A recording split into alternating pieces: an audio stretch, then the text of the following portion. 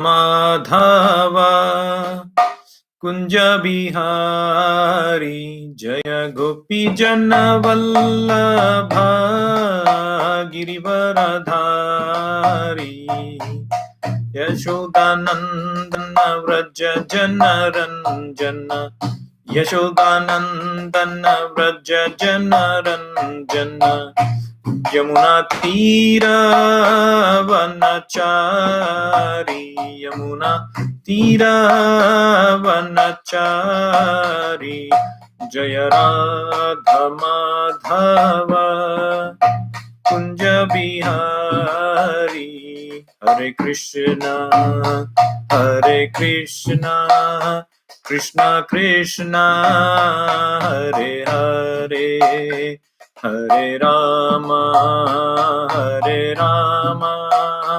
राम राम हरे हरे हरे कृष्णा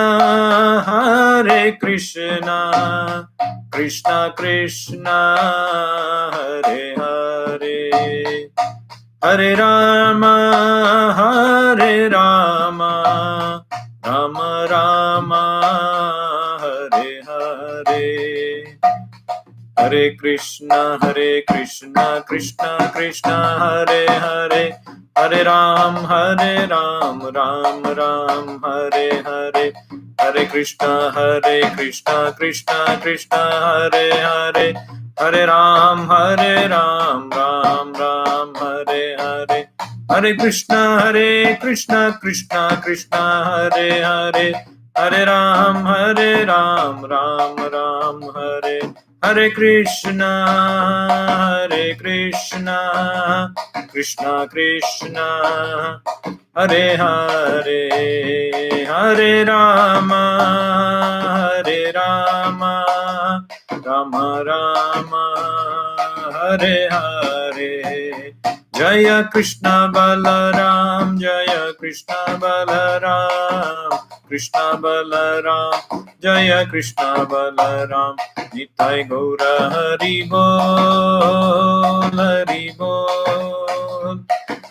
बोल गौर हरि बोल।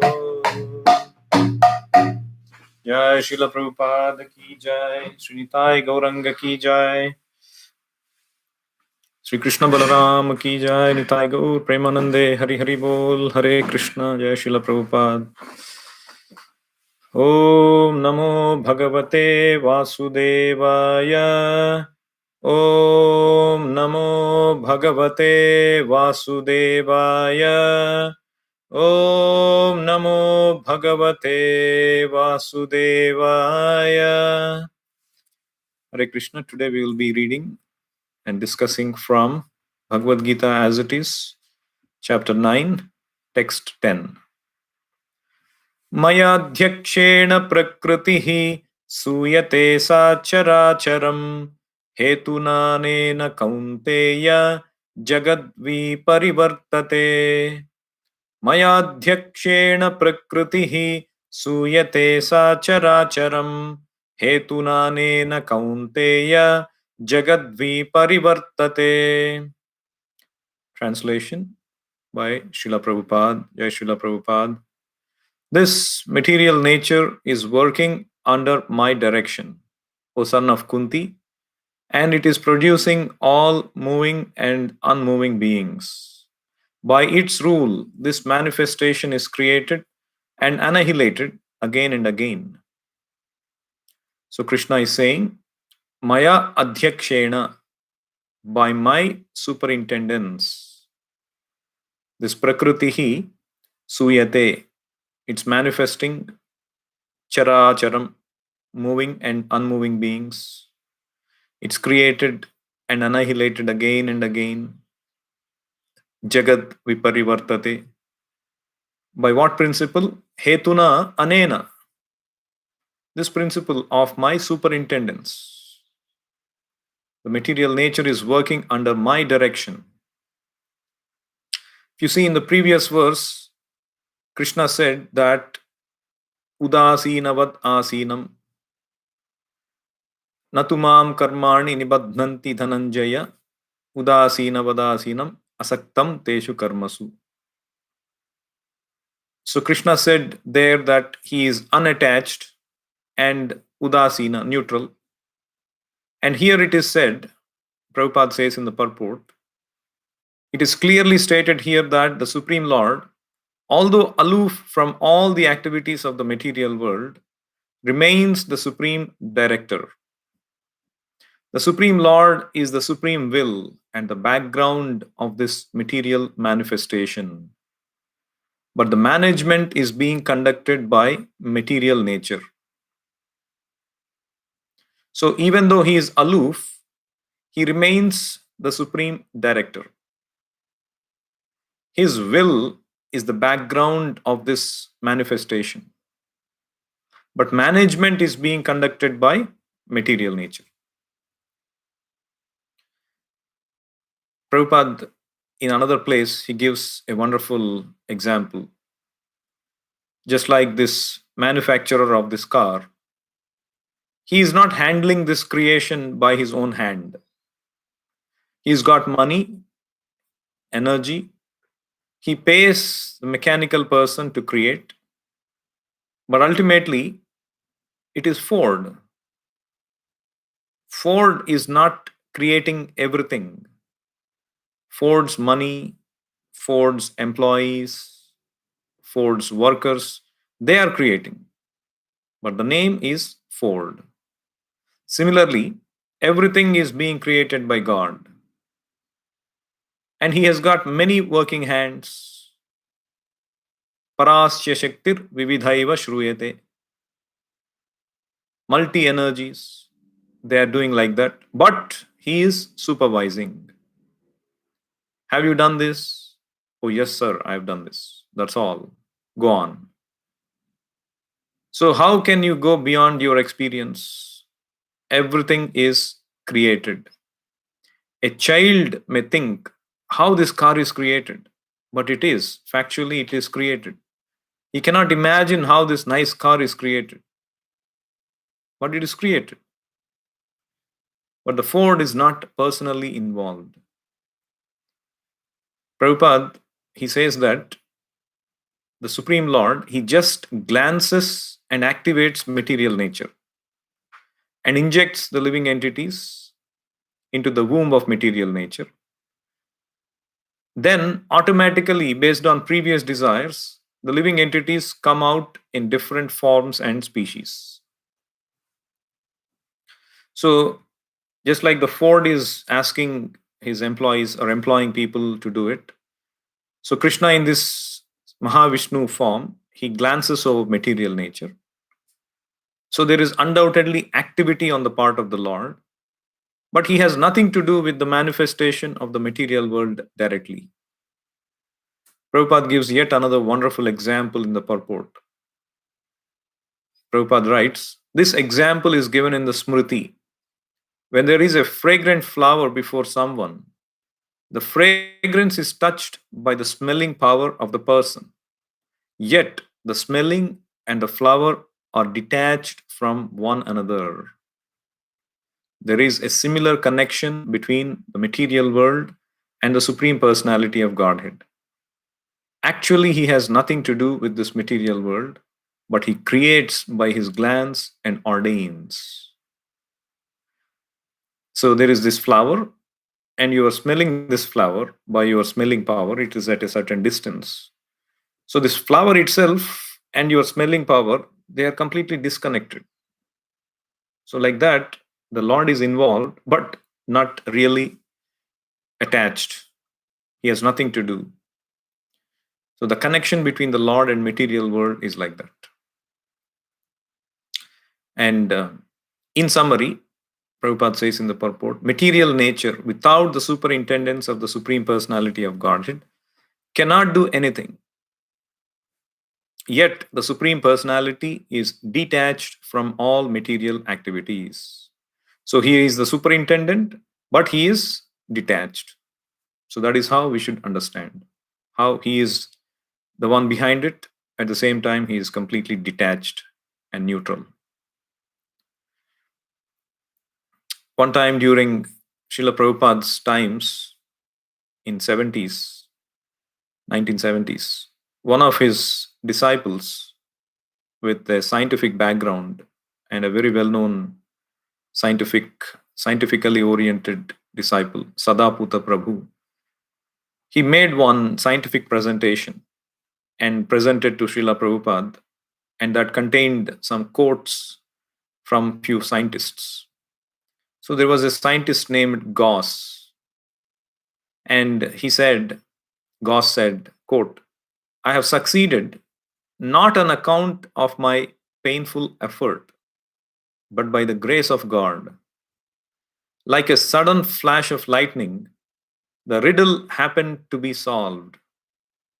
I myself cannot say what was the conducting thread which connected what I previously knew with what made my success possible." So Prabhupada smiled and he said, "So the chance theory is the grace of God." So there was another disciple, Swarup Damodar Prabhu, who was also scientifically oriented. He asked Prabhupada, "Prabhupada, what do you mean by that is the grace of God?" And Prabhupada explained, because if God sees that the rascal is trying for so many years, all right, let's give him a chance. That is his mercifulness. So what they call the popular chance theory, that is nothing but the grace of God. All the possibilities taken together, he is given by God. That he does not know. He takes it as a chance, but there is no question of chance. It is the gift of God. And then Sadaputa Prabhu presented another quote from this person called Mozart. Mozart admitted that the entire symphonic compositions, so this person is not a scientist, he was a brilliant composer. So he was saying that the entire symphonic compositions would just blossom into his mind. Quote, "Whence do they come? I do not know, and I have nothing to do with it." Unquote. So this is the quote from Mozart. And Sadaputa Prabhu's next slides demonstrated the principle that laws of a simple makeup cannot give rise to structures of a higher complexity. Only higher ordered laws can cause complex forms. And Prabhupada appreciated this reasoning and quoted this verse 9.10 from Bhagavad Gita and said that higher order law is explained in Bhagavad Gita.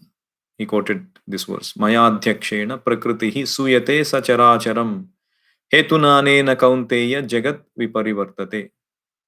Things are going down on account of the superior direction. So, and finally, when Sadaputa Prabhu finished the presentation, there was a big slide on the screen. There was a picture of Lord Vishnu as the source of these higher order laws of nature. And Prabhupada was very happy looking at it. He smiled. He said, "There, here it is. Vasudevaha sarvamiti." This is another verse from Bhagavad Gita, where Krishna says, "Vasudevaha sarvamiti sa mahatma sudurlabhaha." After many, many births, a person who is in actual knowledge, a great soul or Mahatma, surrenders to Krishna, knowing him to be the source of everything. Such a person is very rare. So Prabhupada said, this is conclusion.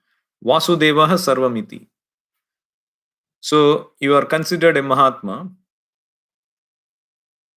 and sudurlabhaha, not ordinary rascal mathematician, but you are a real mathematician who understands that Vasudevaha sarvam iti samahatma sudurlabhaha. And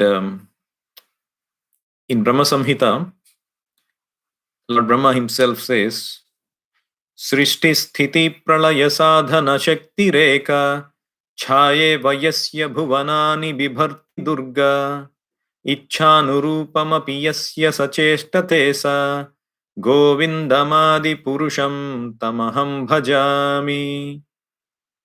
There it is said that Chayeva yasya bhuvanani bibharti durga. Mother Nature is Durga Devi.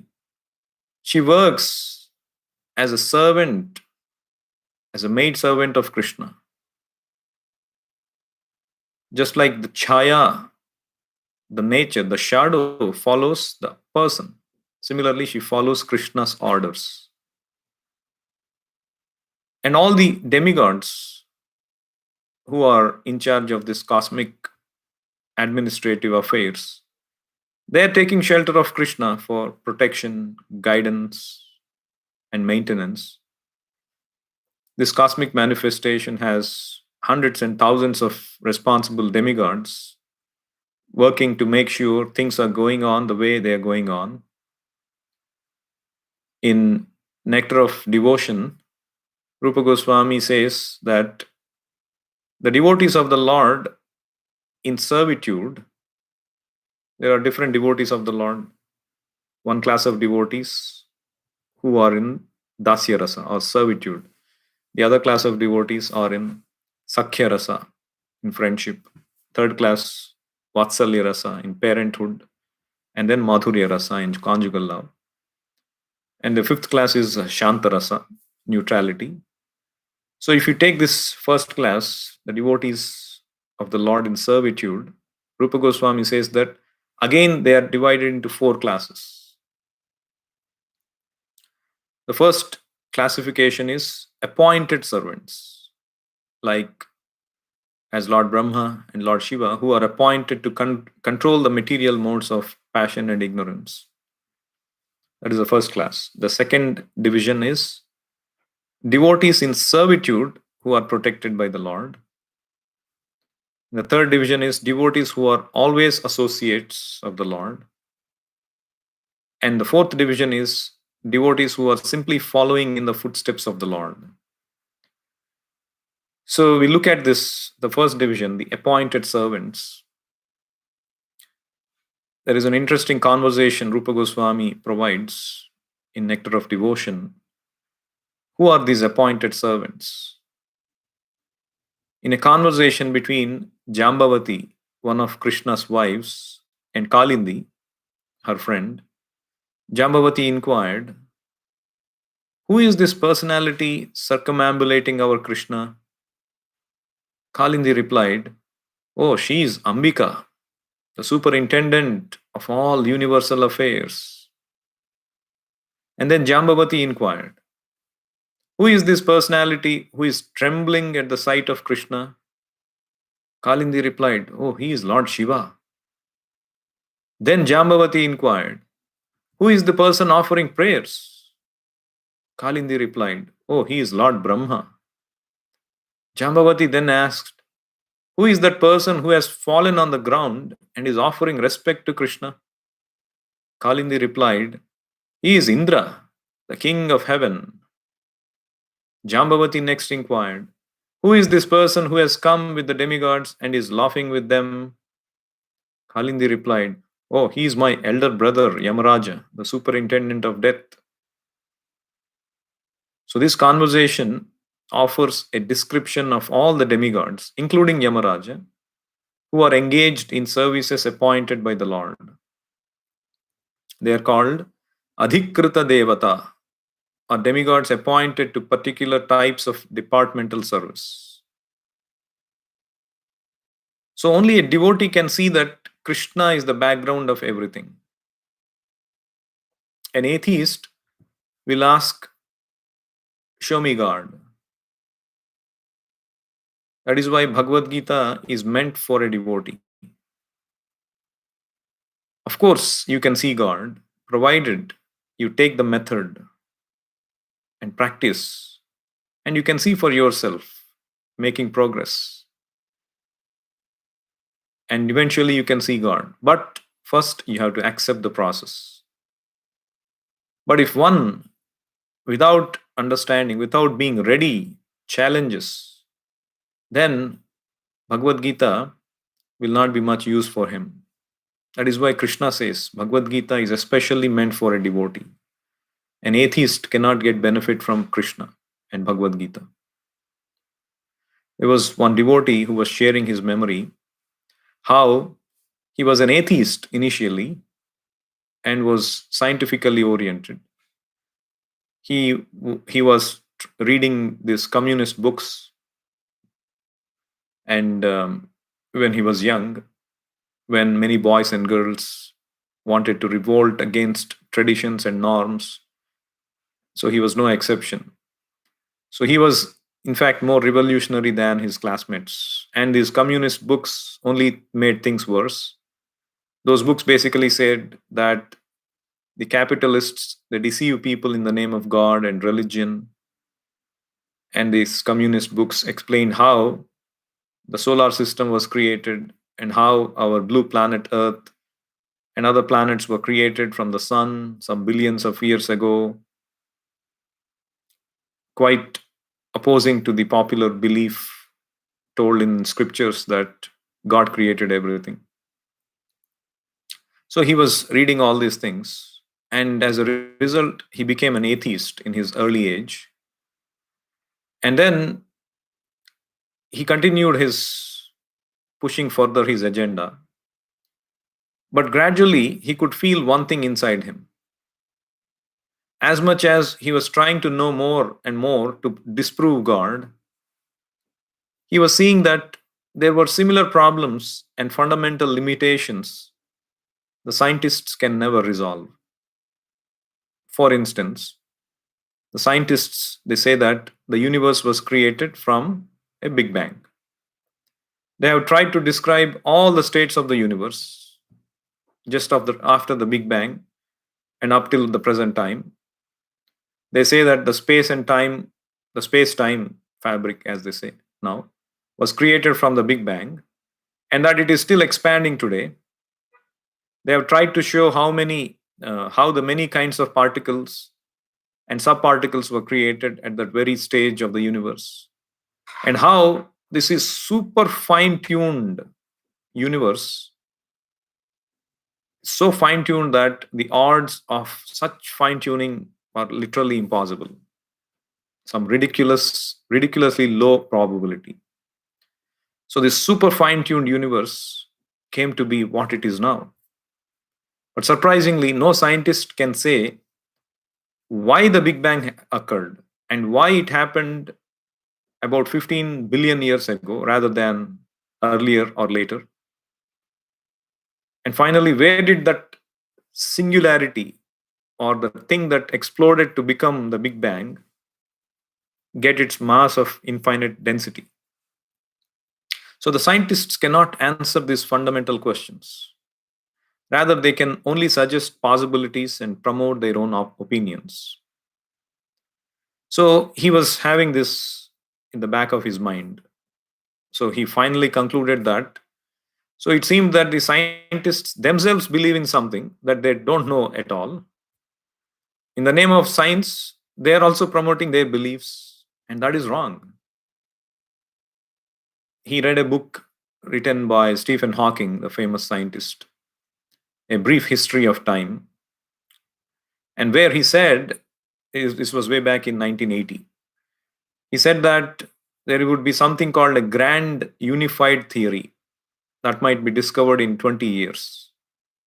But now 4 decades have passed, and the physicists are still stumped.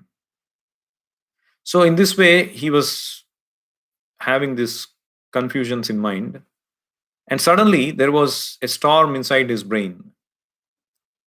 So he was thinking about how this universe is so fine-tuned with proper balance on a large scale. But according to the second law of thermodynamics, the universe should not be fine-tuned and balanced. It should come to a disorderly state over time. Isn't it? Anything you leave it like that, it will come to disorder. So to justify this discrepancy, so what the scientists explain, they imagine a kind of dark matter spread throughout the universe, and it creates the balance. So, in order to overcome this disorder, they have now come up with this dark matter, and which creates the balance. So, the scientists say that only 10% of the mass of the universe is visible, and the remaining 90% is invisible dark matter. And then the thought that provoked in his mind was that the word Krishna means. So, just to give a little more background, his father was a Vaishnava. He was practicing this chanting and Hare Krishna mantra, Hare Krishna, Krishna Krishna, Hare Hare, Hare Rama, Rama Rama, Hare Hare, waking up early, performing this arati and all that. But he was never interested. The son was never interested. So he was familiar with Krishna. And so he recalled that the word Krishna means both dark and attraction. Because Krishna Paksha, Sukla Paksha Vishe. So the dark moon and full moon. So Krishna means both dark, and Krishna means Akarshana or attraction, all attractive. So he thought maybe Krishna was a solution to this great fundamental problem, the dark matter, which is keeping everything together. And interestingly, in Bhagavad Gita, Krishna says, Gamavishya cha bhutani dharayami aham ojasa. By my energy, I enter into these orbits and I keep them, I hold them in their orbits. Krishna says in 15th chapter. So without Krishna's entrance, presence in this cosmic manifestation, nothing can be sustained. So he turned around, instead of going to his office, as soon as that triggered in his mind, he went to the local Hare Krishna temple and he bought a Bhagavad Gita and a full set of Srimad Bhagavatam, and he started to read Bhagavad Gita. And just like a person dying of thirst, he started to drink these words of wisdom. And there are several verses in Bhagavad Gita talk about the creation and the position of Krishna, where he, for example, says 7.7, Mattaha parataram nanyat kinchidasti dhananjaya. There is no truth superior to me. Everything rests upon me as pearls are strung on a thread. And how this universe is becoming manifest and unmanifest. Bhutva bhutva praliyate. At the end of Brahma's day, everything becomes unmanifest. And again, at the time of Brahma's start of the day, they start to become manifest. And even 9.10, the one we are discussing today, Maya Adhyakshena Prakritihi Suyate Sacharacharam. It's working under my direction. And so he was so surprised to read all this. And the scientists, they have been looking answers, but they have been going in a wrong direction. It's like going to Japan when you are looking for America.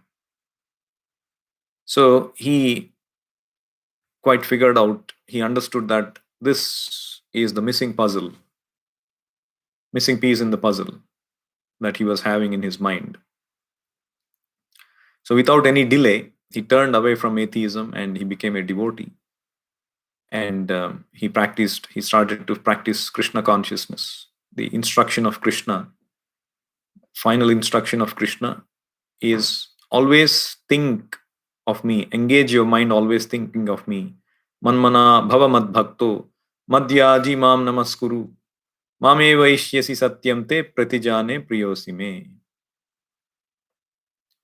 So in this regard, there is one pastime in Ramayana where Lord Rama shows that he is the real master of this material nature. As Krishna is saying, Krishna, Rama, they are the same personality. As Krishna is saying, Maya Adhyakshena Prakritihi. So as we know, in Ramayana, Lord Rama appeared as the ideal king, and he had to spend time in the forest and see that Mother Sita, and he had to rescue Mother Sita, who was kidnapped by Ravana. And he used monkeys as army to fight against Ravana. And in that process, he had to cross the ocean. And he used the stones to throw into the ocean, and those stones floated, and all this Rama's party, they crossed the bridge, the stone bridge, the floating stones bridge, and then they fought and emerged victorious.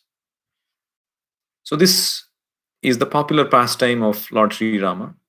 But a common man, he doesn't believe in such stories, calling them mythology. But nevertheless, they are not myth, but factual incidents recorded in our timeless scriptures. It takes a little intelligence, some deliberation, and faith to understand them. See, in this world, it is not difficult or illogical to agree that the world we perceive is functioning based on specific laws. We see orderliness and predictability in the characteristics of the sun, the moon, the day and night, the seasons. We predict these eclipses. Everything is going on according to order, isn't it?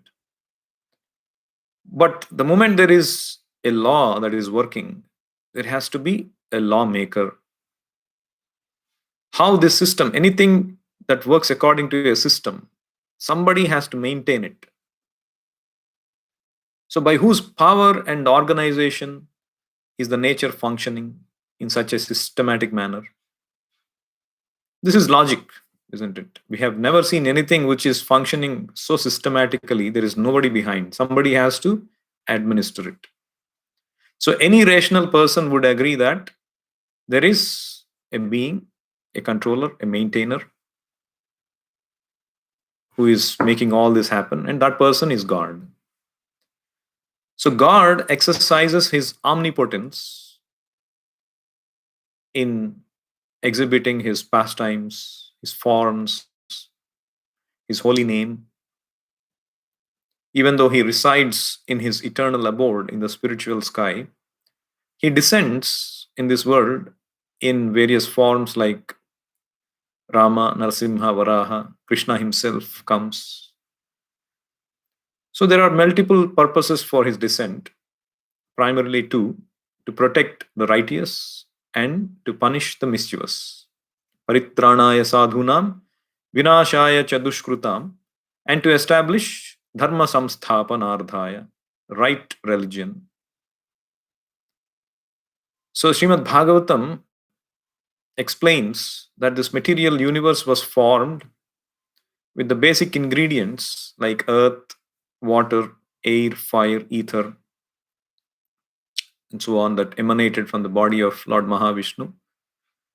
And after formation of the universe, Mahavishnu himself entered in the form of Garbhodakshaya Vishnu, and from his navel manifested a universal lotus, and that gave birth to Lord Brahma, and then the further creation of the planetary systems, and so on and so forth. And the modern science confirms that this universe consists of several planets in outer space. It is only by the inconceivable power and will of the Supreme Lord that the innumerable planets are floating like cotton swabs in the space, suspended perfectly in their orbits, as we discussed. Gama Vishya cha Bhutani. Prabhupada says that if somebody holds dust particles in his fist, the dust does not fall down. But if he leaves, the dust scatters and falls down. So if this is all possible for the Lord, why can't the Lord, in the form of Ramachandra, make some stones float in water? After all, he is the creator of the laws. Can the creator be limited by the laws of his own creation? This is understanding. In this regard, there is a story of Narada Muni, who was once asked by a Brahmana, "Oh, Narada Muni, you are going to meet the Lord in Vaikuntha. Will you please ask him when I am going to get my salvation?" Narada Muni said, "All right, I shall ask him."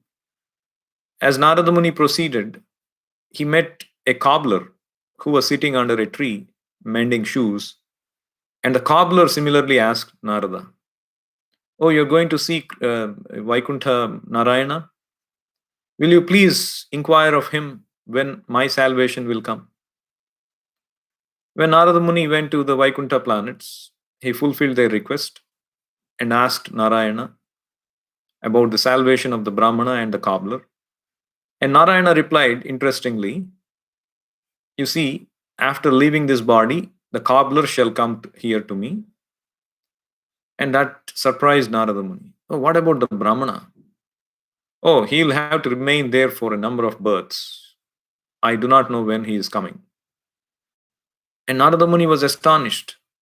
And he finally said, my Lord, I cannot understand the mystery of this. And Lord Narayana said, that you will see.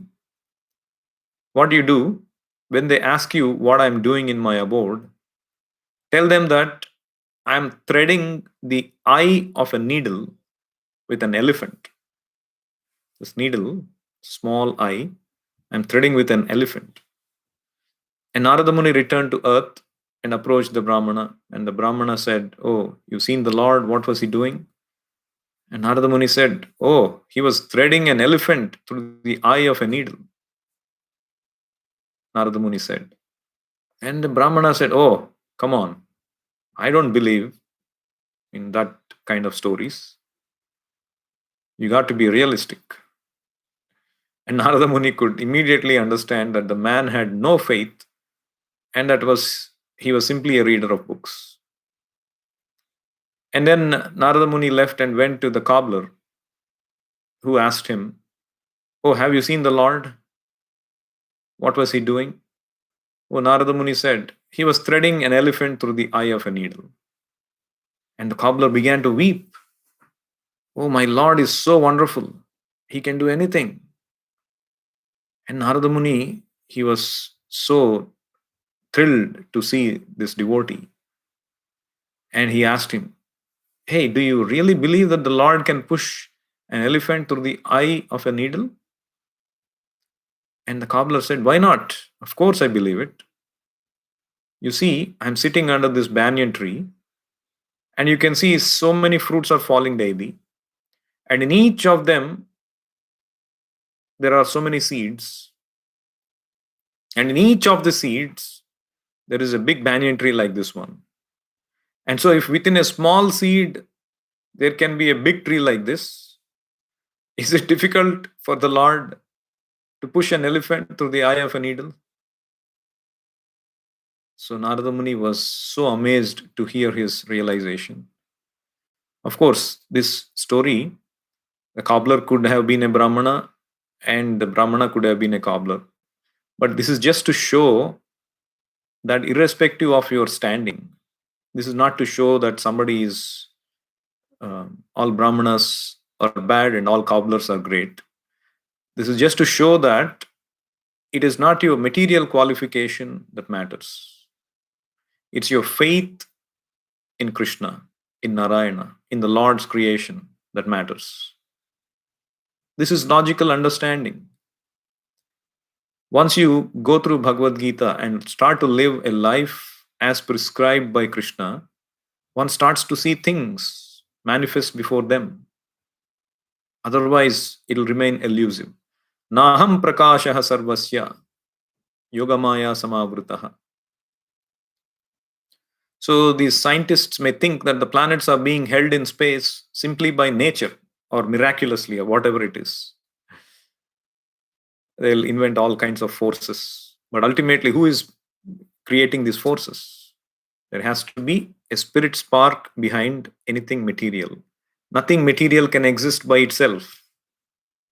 Even the greatest machine you discover, there has to be spirit spark operating it, switching it on. So behind nature, there is the Supreme Lord. That is what this verse is saying. Nature is acting under Krishna's guidance. Mayadhyakshena prakritihi suyate sacharacharam. Material nature cannot act so wonderfully unless the Lord's hand is behind it. So one may ask the question, oh, so you're saying about Lord Rama building this bridge because he is the Lord of nature, he can do anything. But if Lord Rama really had the power to make the stones float on water, didn't he have the power to walk on water and make the other monkeys do it as well? Why did he have to construct a bridge then? Yes, certainly Lord Rama and his party could have crossed the ocean even without a bridge. However, the Supreme Lord is independent. He can do anything by his sweet will. If you see in Ramayana, so Mother Sita Devi was abducted. She was in Lanka on the other side of the ocean. Lord Rama reached the ocean, accompanied by this huge army of monkey soldiers. And Lord Rama, he wanted to respect the ocean personified. He was awaiting the response of the ocean personified. So he fasted for 3 days. But the ocean god did not come. So Lord Rama exhibited anger, his transcendental anger. When God exhibits anger, all the aquatics within the ocean felt the heat. The red hot eyes of the Lord warmed the whole ocean, and the living creatures within it were in danger. And then the ocean god realized, oh, this is the Supreme Lord Himself. And He came out and He fell at His feet and prayed, O all pervading Supreme Person, we are dull minded, and I did not understand that you are the master of the entire universe. Although my water does not impede you to go to Lanka, please construct a bridge over it to spread your transcendental fame. Upon seeing this wonderfully uncommon deed of your lordship, all the great heroes and kings in the future will glorify you. This is what the ocean god says in the Srimad Bhagavatam. This is mentioned in the Srimad Bhagavatam. And so, this ocean god's initial inability to recognize Lord Rama's identity, it represents the rebellious mentality of the mortal beings. That rebellious mentality doesn't allow them to submit to God, to see God. But beyond this illusion lies a sublime realization of an eternal blissful life, aligned with the sweetness, aligned with the wonderful devotional service of the Lord. So, this ocean god's desire was, my Lord, perform your wonderful pastime, so your glory will become glorified for generations. So, the Lord is Bhaktavatsala. He wanted to satisfy the desire of the ocean god. So, he said, okay, let the stones float. So, Lord Ramachandra's superhuman deed of making stones float on water declares his omnipotence and proves that he is the supreme personality of Godhead and not an ordinary human being. He is capable of doing anything, and no material conventions can obstruct his will. He was not merely advertised as Godhead or elected by popular vote. Prabhupada writes in one of the purports in this verses in Srimad Bhagavatam, nowadays it has become fashionable to create some artificial God who performs no uncommon activities. A little magic will bewilder a foolish person into selecting an artificial God because he does not understand how powerful God is. Lord Ramachandra, however, constructed a bridge over the water with stone by making the stone float. This is proof of God's uncommonly wonderful power. Why should someone be accepted as God without displaying extraordinary potency by doing something never to be done by any common man? We accept Lord Ramachandra as the Supreme Personality of Godhead because he constructed this bridge. And we accept Krishna, Lord Krishna, as the Supreme Personality of Godhead because he lifted Govardhana hill when he was only 7 years old. Prabhupada also one time said, people, they pay a lot of money to see magic. and they appreciate a magician barking like a dog, isn't it? If somebody puts up a show and starts to bark like a dog, or imitates a horse, or does these kind of things, oh, people will become, oh, see, it's such a nice thing. But they don't appreciate God who created millions of dogs in this world. People believe a so-called saint who creates a little gold, but they don't put faith in God who created millions of planets, who created gold mines in each of these planets. So foolish people, they ignore this omnipotence and greatness. They are ignorant of who can be God, who can be called as God, and they adore fictitious heroes. They don't admire the real heroic acts of Rama and Krishna and consider them myth. So that is why Krishna says in Bhagavad Gita, Janma karma cha me divyam evam yo vetti tatvatah tyaktva deham punarjanma naiti mameti sorjuna. One who knows the transcendental nature of my appearance and activities, he does not take his birth again in this material world upon leaving the body. He attains my eternal abode, O Arjuna. So this is God's omnipotence. Prabhupada also, in one of the conversations, he brings up a point mentioned in Srimad Bhagavatam where it is said that during Yudhishthira's time, nature was very favorable to men, to mankind. The rivers, the hills, the mountains, forests, vegetables, creepers, animals, everyone was complete. It is in complete cooperation. So, if they are all cooperating, they'll all be happy. Just like our different parts of the body, it's a business of cooperation. If they're all cooperating, the body is nicely maintained. So, when the government, or during those days, Yudhishthira, if he upholds dharma, abiding by the religious principle, then everything, all the natural elements, they become cooperative. What is nature? Nature is also another energy of the Supreme Personality of Godhead. So the nature is also working under the direction of the Supreme Lord. Mayadhyakshena prakritihi suyate sacharacharam hetunanena kaunteya jagad viparivartate. So Maharaj Yudhishthira's time, the cooperation was so complete that everyone was free from anxiety, disease, calamities, natural disturbance. That means if you keep Krishna in the center, the material nature will become peaceful. This is yet another formula from this verse. How we can live in a peaceful world, how we can avoid these natural disasters. Any natural problem you see, global warming or disasters, hurricanes, earthquakes, these diseases, viruses, all of that could be curbed by this principle of keeping Krishna in center and serving Krishna. I'll stop here. Any questions or comments, please feel free to post it on the comment section. I'll be here for another minute or two and see if anybody has comments.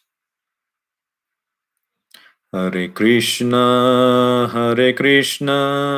Krishna Krishna, Hare Hare, Hare Rama, Rama Rama, Hare Hare, Hare Krishna, Krishna Krishna, Hare Hare, Hare Rama, Rama Rama, Hare Hare, Hare Krishna, Krishna Krishna, Hare Hare, Hare Rama, Rama Rama, Hare Hare, Hare Krishna, Krishna Krishna, Hare Hare, Hare Rama, Hare Rama, Rama Rama, Hare Hare, Hare Krishna, Hare Krishna, Krishna Krishna, Hare Hare, Hare Rama, Hare Rama, Rama Rama, Hare Hare. All right. Hare Krishna. Thank you, everyone. Hare Krishna. Jai Sri Krishna Balaram, Sri Nitai Gauranga, Srila Prabhupada.